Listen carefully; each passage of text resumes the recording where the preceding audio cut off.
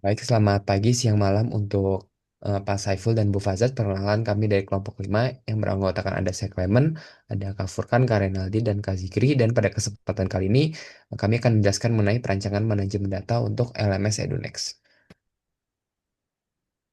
Jadi, EduNext merupakan suatu learning management system yang berfungsi sebagai platform kegiatan belajar dan mengajar yang dilakukan secara daring khususnya di ITB. Nah, domain permasalahan dalam LMS sendiri adalah kegiatan belajar dan mengajar yang terintegrasi, terstruktur, dan mudah diakses. Tantangan utamanya adalah pengelolaan aktivitas akademik secara digital dan juga adanya integrasi data EduNext dengan sistem akademik ITB atau SIX dan juga HRIS.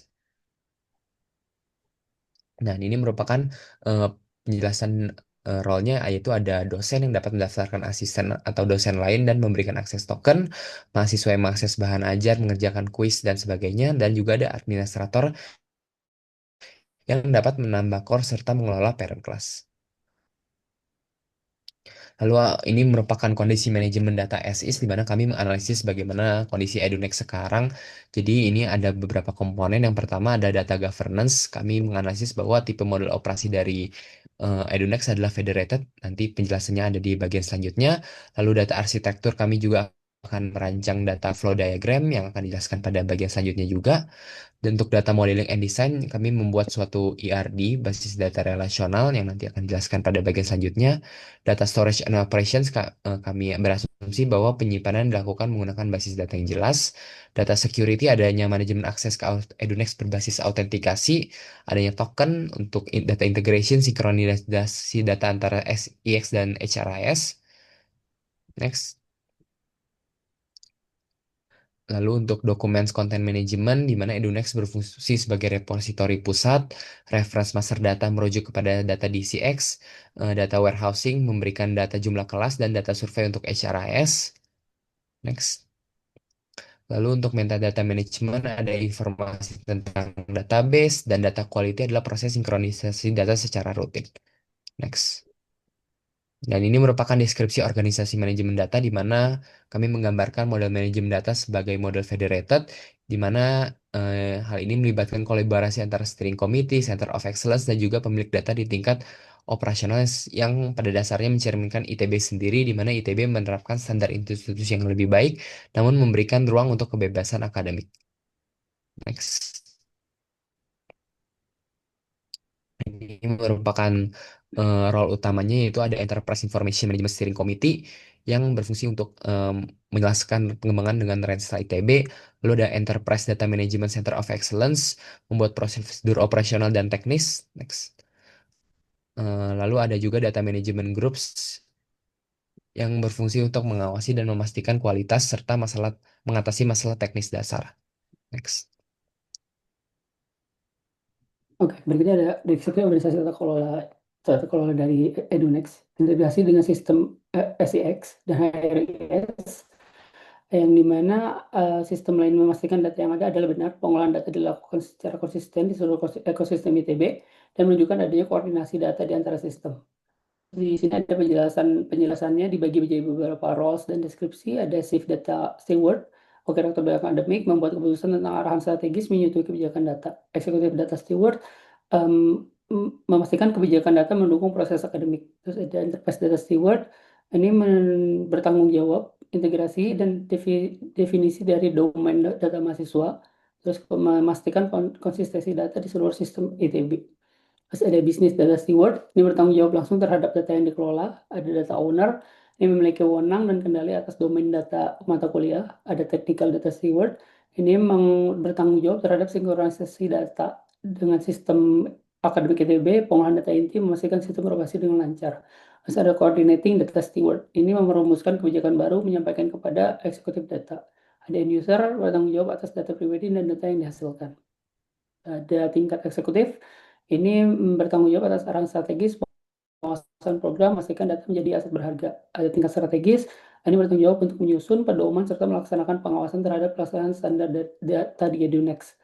Ada tingkat taktikal, ini merancang dan melaksanakan data governance. Ada tingkat operasional, di mana dosen sebagai penghasil dan penerbit, sedangkan mahasiswa sebagai penghasil dan pengguna data.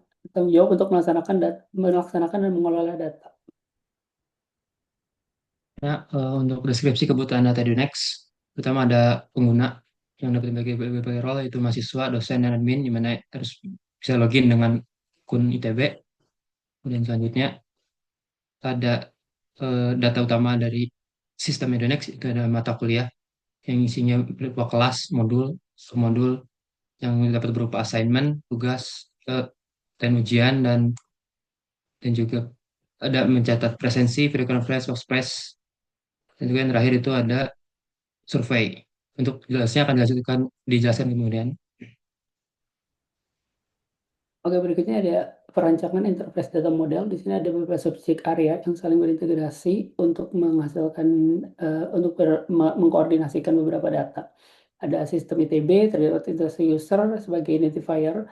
Terus ada sistem akademik, admin fungsi untuk mengolah data akademik, mahasiswa berperan sebagai pengguna data mata kuliah, dan ada ARS, dosen berperan sebagai pengajar untuk mata kuliah. Setiap dosen memiliki catatan log dan aktivitas kinerja.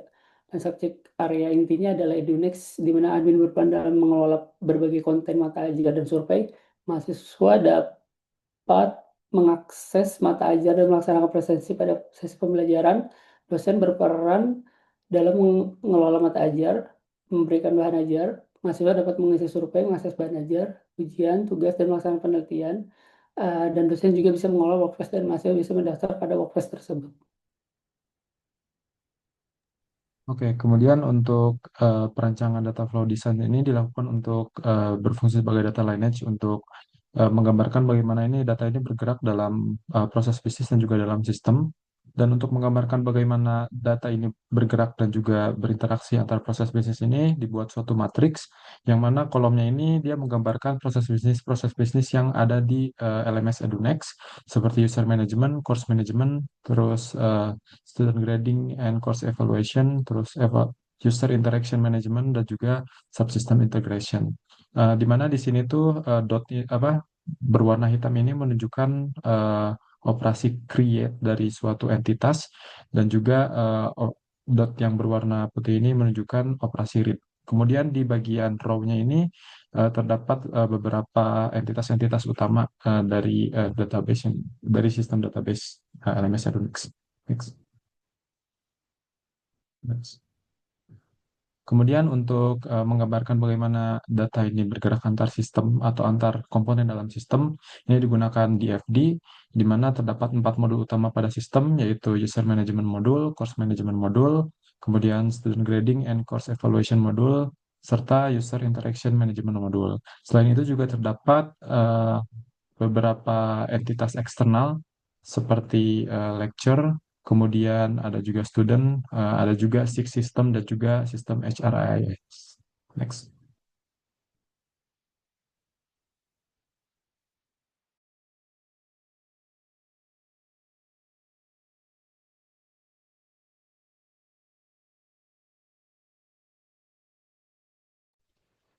Selanjutnya ada perancangan segmen framework, di mana segmen framework merupakan kerangka kerja dalam enterprise arsitektur digunakan untuk memahami dan mendokumentasikan struktur dan operasi suatu enterprise secara menyeluruh. Untuk penggunaan EDM dalam segmen framework, terutama pada kolom berfokus pada kolom what, data, dan how to proses, di mana dimulai dari planner sebagai daftar entitas dan daftar bisnisnya, daftar proses bisnisnya yang sudah dijelaskan sebelumnya. Kemudian di role owner konseptual dan sebagai EDM secara luas di subjek area, dan kemudian proses bisnis pada level subjek area, kemudian desainer yang secara logik jelaskan IRD akan, dan data flow pada bagian sebelumnya sudah dijelaskan, dan IRD akan dijelaskan pada bagian selanjutnya.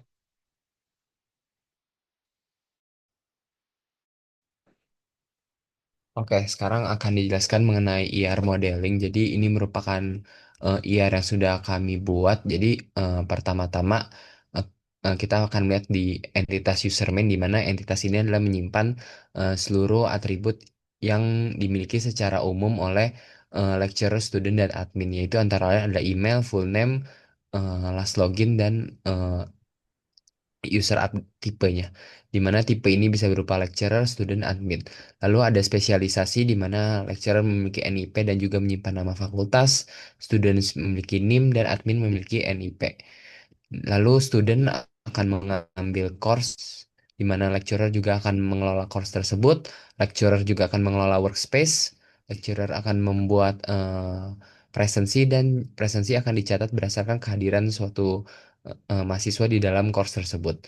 Lalu admin juga dapat membuat survei di mana mahasiswa juga akan mengisi survei yang terdaftar di kelas tersebut.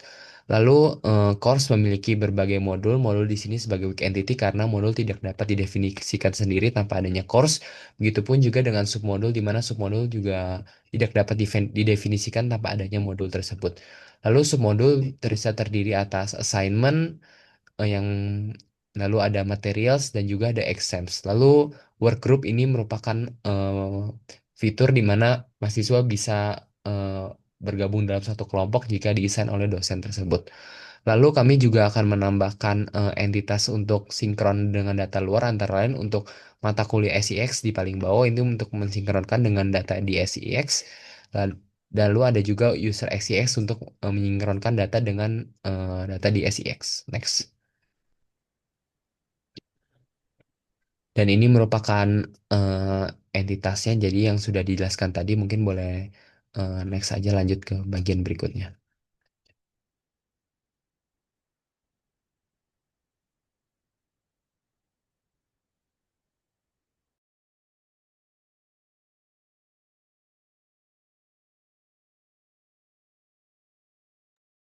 Oke, berikutnya ada penjelasan hubungan antara entitas, di mana ada entitas satu dan entitas dua, dan ada penjelasan relasinya, serta ada kardinalitasnya. Di antaranya ada user main dengan user identifikasi menyimpan menyimpan menyimpan one to one. Terus ada user main yang bisa menjadi lecturer, student atau admin, di mana relasinya mewarisi dan kardinalitasnya one to one. Terus berikutnya ada beberapa uh, relasi lagi yang intinya tuh ada, contohnya ada course dan modul. Ini memiliki relasi one to many di mana satu course dapat memiliki banyak modul, setiap modul merupakan bagian dari satu course itu. Terus juga ada entitas student dan course, dan entitas lainnya itu berelasi dengan entitas presensi. Ini untuk mencatat kehadiran dengan kardinalitas many to many. Setiap student yang mengambil course dapat memiliki banyak presensi. Presensi dimiliki oleh setiap student pada setiap course. Direktur dengan presensi ini membuat kehadiran ini many to many. Seorang rektor bisa membuat beberapa presensi. Setiap presensi dibuat oleh minimal satu rektor. Baik, kemudian terdapat kebutuhan tambahan terkait dari eh, eh, basis data LMS ini, seperti penggunaan mekanisme caching dan juga arsitektur yang scalable seperti penggunaan participable. Hal ini dikarenakan penggunaan dari penggunaan dari eh, OLTP dari Edunex ini cukup eh, memakan banyak sekali transaksi yang terjadi dalam satu hari, di mana semakin besar organisasi ini, semakin besar juga ukuran transaksi dan juga volume data yang disimpan. Oke, next.